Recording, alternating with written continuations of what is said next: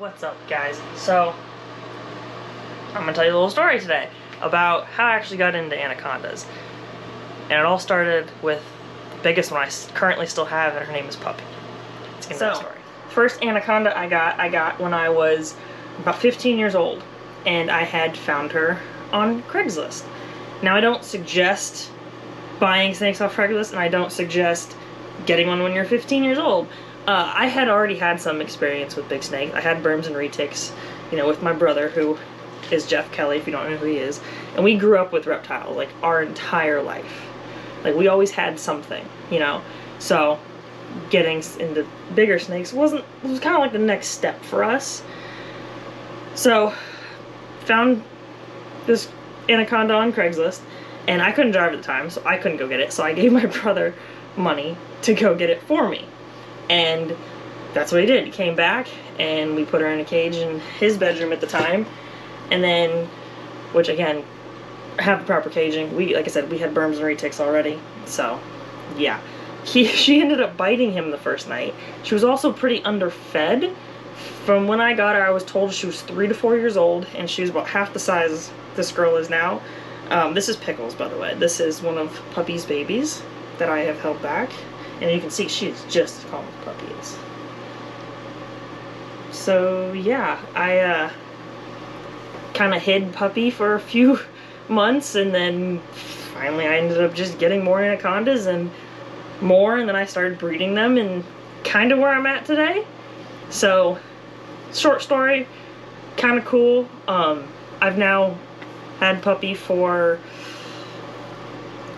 going on 13 years. So, yeah, and she's 13 feet now, so, and doing better than she ever was. So, she's doing pretty good. And you can tell her kids are just as nice as she is, and it's fantastic.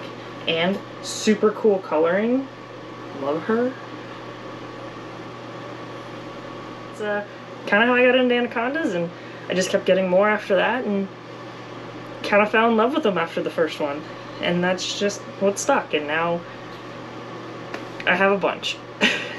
And I love it. Also, Puppy is now, like I said, 13 feet in about 110, 15 pounds, maybe 120. I'm not sure. I haven't weighed her in a while.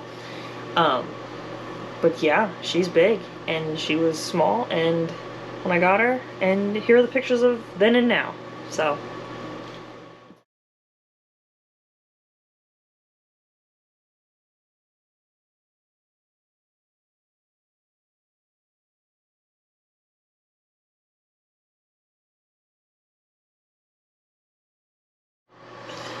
Side note, I'm also not the one who named Puppy. She didn't really have a name for the first couple of years I had her, and one of my friends who's also into reptiles kind of fell in love with Puppy too, and just kind of started calling her Puppy.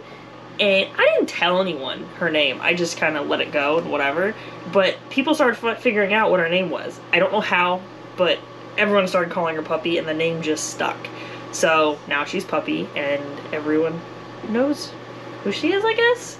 At least everyone who follows me. That's kind of the story on Puppy and how I got her.